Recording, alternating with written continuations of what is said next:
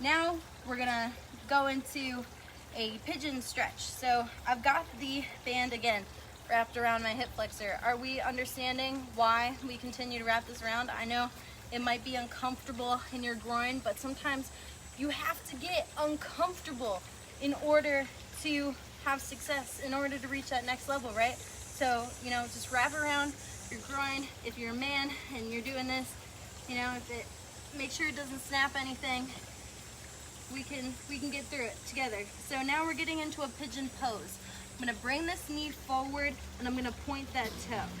I'm gonna sit the hip back and then slowly sit further and further, allowing that band to pull me into position here. But you still want tension. Don't let any tension get lost. And then this back hip is facing directly into the floor. So we don't want to be twisting or turning here.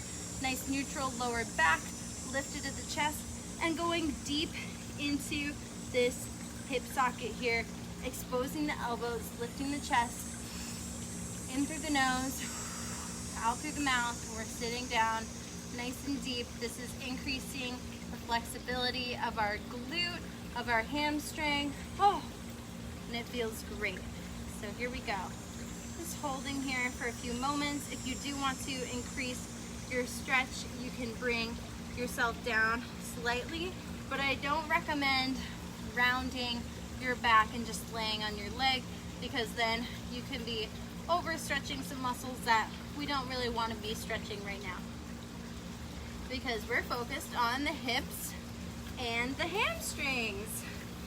Okay, now we're gonna just switch sides. You guys are doing so great. If you're following along, I know I'm throwing a lot at you, but you're gonna have a lot of great tools to increase your flexibility for dance class, to increase your flexibility for every day you sit or come out of the computer, or if you've had a hard workout and you're looking to recover.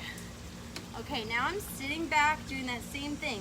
And you might feel imbalances. You might feel like one leg is tighter than the other, and that's totally normal. It's okay. But I want you to be sure that you try to line things up as well as you can. So that means being aware, being in the present moment, and noticing when things are falling out of line. And sometimes we don't always know what that is if we don't have a background in anatomy, like I do. And sometimes we don't know, I mean, you don't know what you don't know, right? So you might think and feel something and think, oh, that feels great, but it could be the wrong thing. So again, if we're dancers and we're trying to get nice and elongated through our hips here, what am I doing? I'm pressing this leg into the ground. I'm engaging that glute. I'm sitting that hip back, and I'm trying to stretch deeply into the hamstring and lifting at the chest too, because what do we want? We want to have confidence and feel like we're just mobile in all the right places, right? All right, so sitting up here, and I can tell my left hip, it likes to splay out. If you don't know those things, you might want to invest in someone that can help tell you and assess what could be going on in your body. That's exactly what I do with my clients. They give me their workout videos, they give me their assessment videos, and we go through and I pick out piece by piece what could be going on in your body.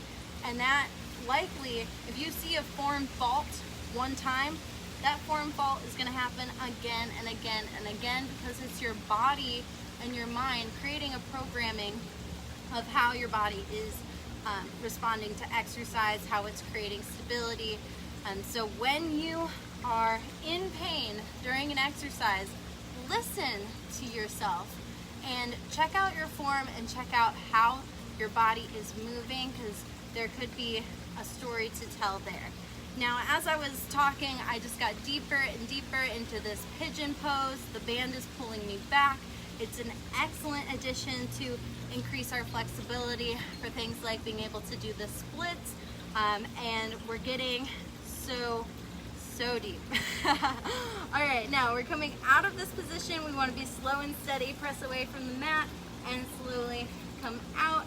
And those were my 3 hip mobility exercises for you guys to get nice and mobile hips.